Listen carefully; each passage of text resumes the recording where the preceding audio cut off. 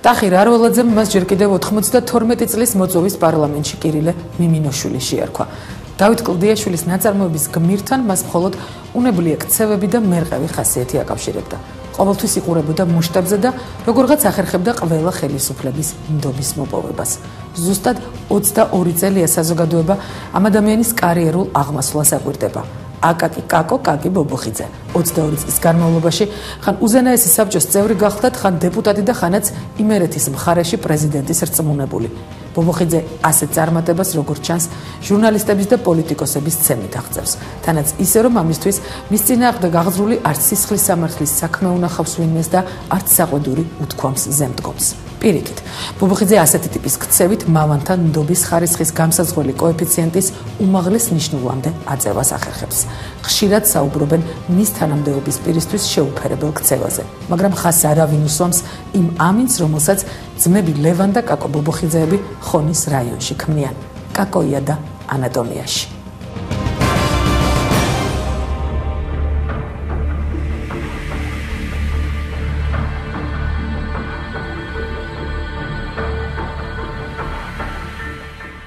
მე ვიცი როგორ გადადგა შევარდნაძე, რადგან მაშინ მე ველაპარაკებოდი სულხან პაპაშვილს და მე დავაკავშირე ის მიშა სააკაშვილს. როდესაც მან 20 წუთიანი ულტიმატუმი მისცა და ქრწანიში შესვლას აპირებდა. ულტიმატუმის ამოწურვამდე 5 წუთით ადრე პაპაშვილმა მითხრა შევარდნაძეს განცხადებას დავაწერინებთ, თუ მომცემთ გარანტიას, რომ არ მოკლავთო და ისიც გითხრა, კაცურად თუ თმის ღერი მაინც ჩამოუვარდება, მართალია ვერ მოგერევით, მაგრამ თავს მაინც შეგაკლავთო. შევარდნაძეს განცხადება დააწერინეს და მას საგანგებო მდგომარეობაც გამოაცხადა. ის იყო ნაძირალა, რომელიც მუდმივად სხვას აწერინებდა ხელს ყველა ცუდ დოკუმენტზე. აკაკი ბობოხიძე. მერერა რომ ეს ისტორია ჩვენ ჟურნალისტებმა, პოლიტიკოსებმა და ვარდების რევოლუციაში მონაწილე პირებმა სხვაგვარად ვიცით. ფაქტი ერთია, ასე დაიწყო კაკოიადა.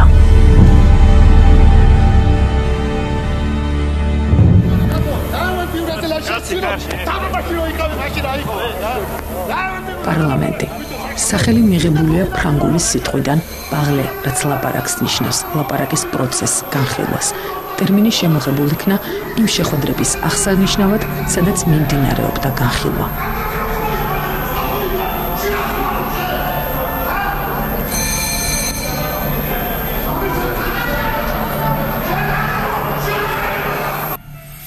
ბობოხიძე აკაკი ივანის ძე.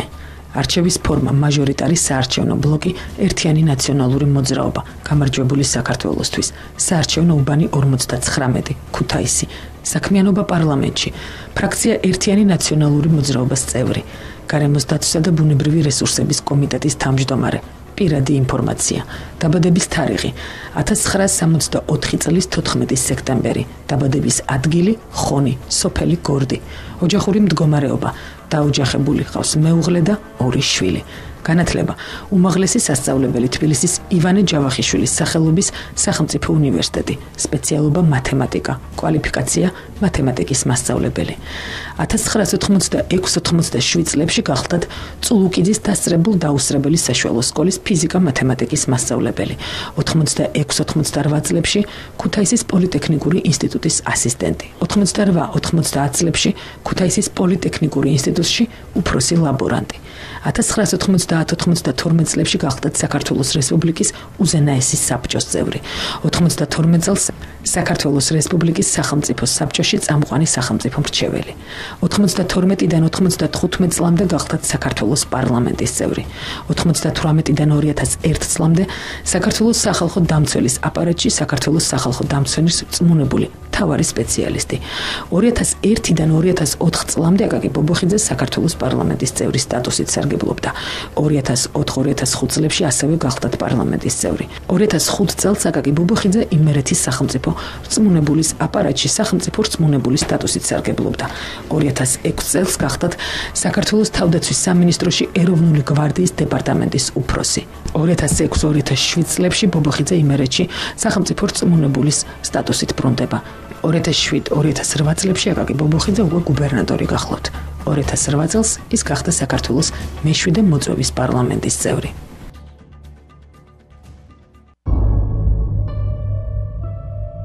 კაკო ბობოხიძემ როგორც ჩანს სიტყვა პარლამენტის მნიშვნელობა პარლამენტში ყოფნის თითქმის 10 წლიანი სტაჟის შემდეგაც კი ვერ გააცნობიერა. საქართველოს უმაღლესი საკანონმდებლო ორგანოს წევრის ბოლო ქცევა, რის გამოცმას კირილე მიმინაშვილს ამსგავსებენ, საზოგადოებამ სულ რამდენიმე კვირის წინ ნახა. აკაკი ბობოხიძე იმ საჯარო მოხელეთა რიცხვში შედის, ვისაც ჟურნალისტის ცემის ფაქტითაც შეუძლია იყოს ამაღი. ტელეკომპანია რიონის პირდაპირ ეთერში იმ დროს, როდესაც განხილვის თემას სიტყვის თავისუფლება გახდათ, ბობოხიძე არ მოერიდა მუშტი ჩაერტყა სახეში ცნობილი ჟურნალისტისთვის, ირაკლი იმნაიშვილისთვის. კიდევ ერთხელ დასტურდება, რომ სიტყვა განხილვა და მასთან დაკავშირებული ყველა პროცესი აკაკი ბობოხიძესთვის უცხოა.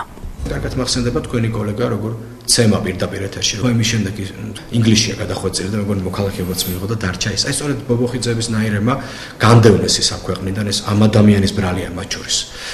და სხვათა შორის მაშინ ბატონი ბობოხიძე გუბერნატორი იყო, პრეზიდენტის წმუნებული წარმომადგენელი იყო იმერეთის რეგიონში და პრეზიდენტის სახე იყო. აი რა არის სააკაშვილის სახე? ეს ძალიან კარგად გამოჩნდა, როცა მან მეოთხე ხელისუფლების წარმომადგენელს ჟურნალისტ თქვენ კოლეგას პირდაპირ ეთერში სიტყვიერი და ფიზიკური შეურაცხყოფა მიაყენა. ამიტომ მე მისი გამოხდომების თონოთ დარბაში არ მიკვირს. ეს არის ის პარლამენტის წევრი, რომელსაც ფრიად კარგად ეხერხება ამგვარი ნაბიჯების გადადგმა.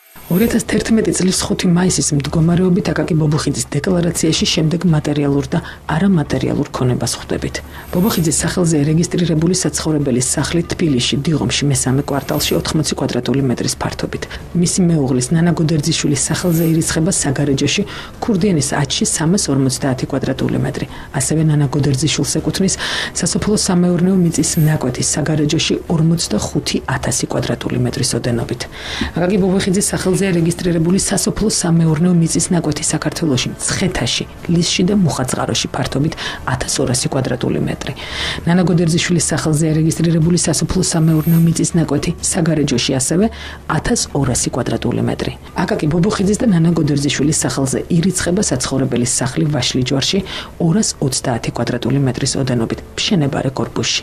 გოდერძიშვილის სახელზევია რეგისტრირებული მსუბუქი ავტომანქანა Toyota RAV4 სახელმწიფო ნომრით MBA 555. იმ დროისთვის ბობოხიძეების ოჯახის საბანკო ანგარიშებზე შემდეგი ოდენობის თანხები ირიცხებოდა. აკაკი ბობოხიძე TBC ბანკის სახელფასო 2400 ლარი, ასევე ბობოხიძეს ეკუთვნის ბაზის ბანკის სახელფასო 100 ლარი. მისივე ანგარიშია 30 ლარი რესპუბლიკა ბანკში. 14,000 ამერიკული დოლარი ირიცხება, ასევე დეპოზიტის სახით ბანკ რესპუბლიკაში.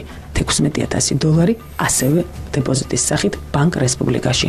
ხელზე აკაკი ბობოხიძეს იმ დროისთვის 12,000 ამერიკული დოლარი და 5,800 ლარი ჰქონდა. აკაკი ბობოხიძეს მიერ 1 წლის განმავლობაში დეპუტატობისთვის მიღებულმა ხელფასმა 60,250 ლარი შეადგინა.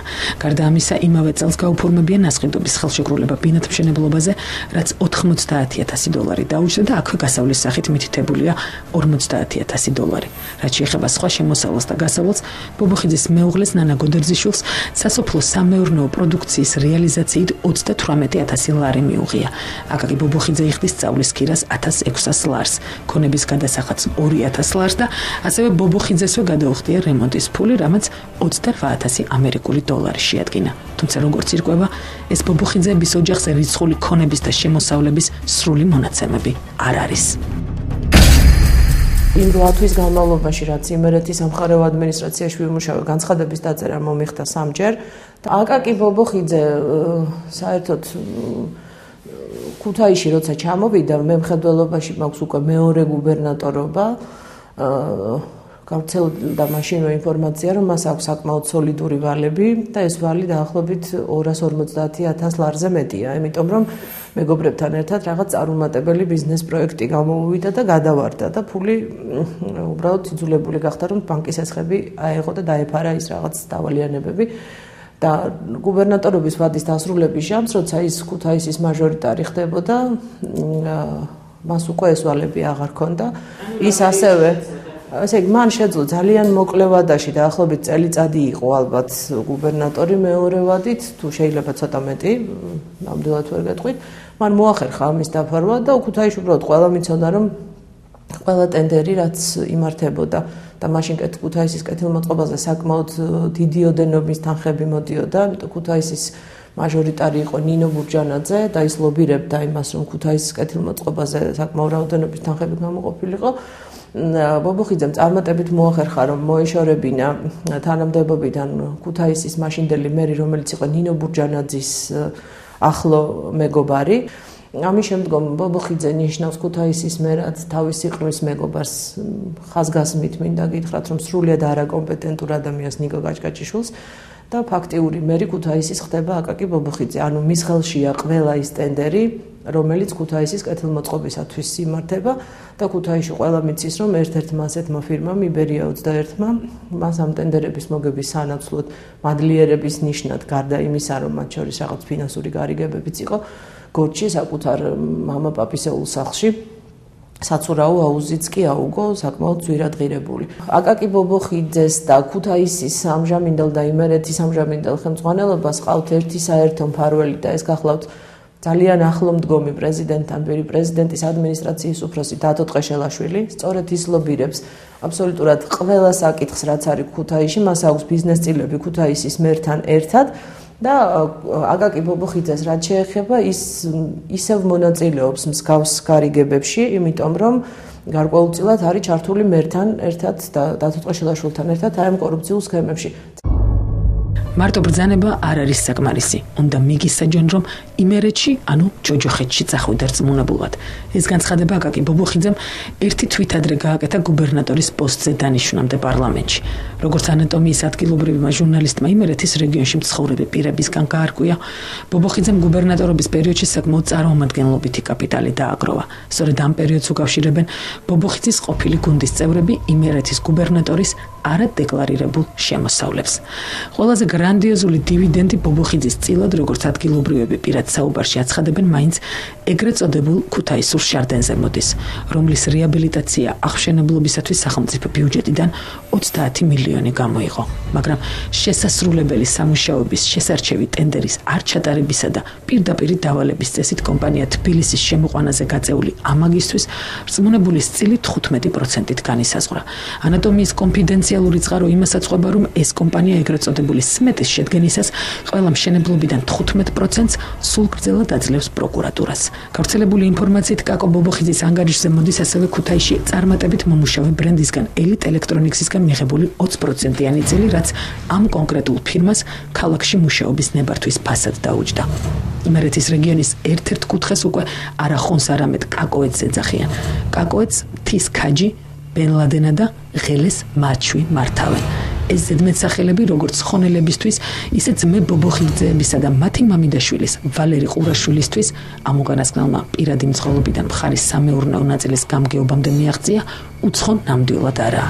ხონელები დაუფარავად აცხადებენ, რომ ყველაზე დიდ კორუფციას ადგილი ხონის ერთ-ერთ რაიონულ ცენტრში აქვს. აქ ყველა ობიექტის მფლობელი იმერეთის გუბერნატორის ძმის ლევან ბობოხიძის მითითებით წინასწარ შემუშავებული გრაფიკის დაცვით ნაციონალების ადგილობრივ ორგანიზაციას მოჭრილ თანხებს ურიცხავს. როგორც მოგეხსენებათ, ლევან ბობოხიძე ნაციონალური პარტიის თავმჯდომარეა ხონის რაიონში. გაზეთი ვერსიის ინფორმაციით, კაკო ბობოხიძე მხარეში მოღვაწეობის მანძილზე კანონით აკრძალული საჩუქრებიც მიიღო, რაც ქვეყანაში მოქმედი კონსტიტუციით დაუშვებელია. სამხარეო ადმინისტრაციიდან გაცემულ დოკუმენტებში ვკითხულობთ, რომ ქალაქ ქუთაისში ბილაინის კომერციული ცენტრის გახსნის დღეს მობიტელმა გადასცა, ხოლო მიმღებმა კაკო ბობოხიძემ მიიღო საჩუქრად მობილური ტელეფონი Nokia 8600, რომლის ღირებულება შეადგენს 1600 ლარს. აგრეთვე 200 ლარის ღირებულების ბილაინის სიმბარათი. ასევე დოკუმენტურად დადასტურებულია რწმუნებულის მეორე ძვირად ღირებული საჩუქარიც, რომელიც ბობოხიძეს შპს ჯეოსელმა გადასცა. აღნიშნული კომპანიის რეალიზაციის დირექტორის მარია მასათიანის წერილში ვკითხულობთ, რომ სურვილი გვაქვს საქართველოს პრეზიდენტის სახელმწიფო რწმუნებულის აპარატს იმერეთში შემოგთავაზოთ ჯეოსელის კორპორატიული პაკეტი და საჩუქრად გადმოგცეთ მობილური ტელეფონი Sony Ericsson 990 და ჯეოსელის ნომრები. საბაზრო ღირებულება 1055 ლარი. დოკუმენტი დათარიღებულია 2007 წლის 30 აპრილით. ცნობილი ხდება, რომ ბობოხიძეებმა საჩუქრად მიიღეს კომპანია მაგთისგან მობილური ტელეფონი და სახალხო ბანკისგან ნოუთბუქი, თუმცა ამ ორ საჩუქარზე სამხარეო ადმინისტრაციამ დოკუმენტი აღარ გასცა. პარლამენტში ბობოხიძის მიერ დაწყებული ჩხუბის მოტივად საქართველოს მიერ რუსეთთან დაწყებული ომი გახდა. ეს პეტრე მამრაძემ თქვა მანამდე ტალევინმა და მერე კონდოლის არაისმა, მაგრამ ბობოხიძეს მამრაძისგან ნათქვა მიაწყინა. ამ დროს კი ირკვევა, რომ 2008 წლის 8 აგვისტოს დღეს, როდესაც ომი დაიწყო, ბობოხიძის ძმა მონაწილეობა არა ომში, არამედ ტენდერში მიიღო. შენობა მართი მინიშნებულია ყველაფერი, იყო აუქციონზე გატანილი და ეს ლევან ბობოხიძემ შეისყიდა. და 2008 წლის 8 აგვისტოს, როცა ომი მძინვარებდა საქართველოში, ის ამ დროს აუქციონს ატარებდა ქუთაისში. აგერ არის ეს დოკუმენტი. იმ პოლიტიკური ოპოზიციური სპექტრიდან, რომელიც დღეს საქართველოშია, აბსოლუტურად ყველას ვიცნობ და არა 1 და 2 წელი. პრაქტიკულად ყველა მათგანია ერთხელ მაინც ხელისუფლებაში ნამყოფი და მიმაჩნია, რომ ყველაა ჩაჭრილი იმ გამოცდაში, რომელიც როგორც ხელისუფალს მათ ცხოვრებამ დაუყენა. ამ სიტყვების ავტორი აკაკი ბობოხიძე ხელისუფლებაში ყოფნის 20 წელიწადს ითვლის და ანატომიას ინტერვიუზე უარს ეუბნება. შესაბამისად, მისი პოლიტიკური უკვდავების წყლის საიდუმლოდ რჩება. კაკოიადაკი გრძელდება.